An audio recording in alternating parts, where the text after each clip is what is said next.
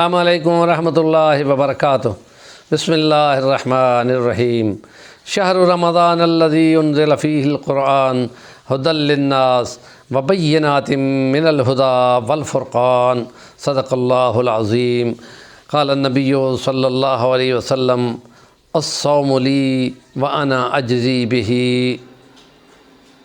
سیرت نبوی صلی اللہ علیہ وسلم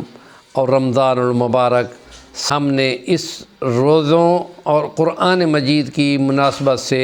صدقہ خیرات کرنے کی طرف بات کی تھی کہ جس میں روزے رکھتے ہوئے غریبوں سے ہم نوائی اور ان کی موافقت کا سبق ملتا ہے۔ روزہ کھلانے پر نبی پاک نے بہت بڑے اجر کی نوید سنائی تھی، اور یہ بھی فرمایا گیا کہ جنت میں میرے ارد گرد غربا کی بہت بڑی تعداد ہوگی، اور یوں بھی آتا ہے وہ غریبوں کو ان روزوں میں کھلاتے پلاتے رہے، ان کو روکا جائے گا اور ان کو کہا جائے گا کہ ان جانے والوں میں سے آپ نے جس کی شفاعت یا سفارش کرنی ہے آپ کریں، اور جس نے کسی کو ایک گھونٹ یا ایک کھجور یا تھوڑا سا کھانا کھلا کر خوش کیا ہوگا، انگلی کے اشارے سے ان لوگوں کو اس لسٹ سے نکال کر جنت کی طرف رواں کیا جائے گا۔ اور یوں بھی ہے کہ ایسا بندہ کہ جس کو بندہ یہ کہتا ہے کہ یہ لو، یہ ایک گرمے کا ٹکڑا کلو آدھے کلو کا یہ تم کھاؤ روزہ کھولنا، تو جس وقت وہ یہ بولے کہ زندگی میں آج پہلی بار جو 50-55 کا بندہ ہو اور وہ یہ بولے کہ یہ زندگی میں پہلی بار یہ چکھوں گا، تو کتنا غم لگتا ہے۔ اور مولانا طارق جمیل جب انڈیا میں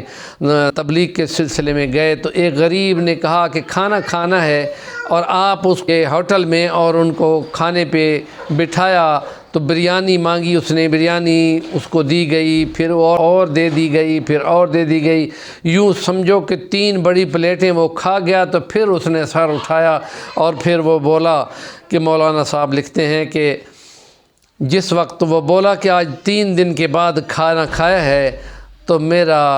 دل غم سے بھر گیا۔ ایسی ہم نوائی کرنے والوں کو خدا پاک محشر میں ضرور اعلیٰ درجہ دیں گے، اور یہ رمضان المبارک اس سلسلے کی بہترین ہم نوائی ہے، اور محبت اور ہمدردی اور قوت کا بھائی چارہ یہاں پہ قائم ہوتا ہے۔ اور اس لیے یہ رمضان جو خیر خواہی کا مہینہ ہے، ہمدردی کا مہینہ ہے، زکوٰۃ کی تقسیم، مال کی تقسیم اور انفاق فی سبیل اللہ کے سلسلے کا بہترین ہے۔ اور اس سلسلے میں جو روزے نہ رکھ سکتے ہوں ان کو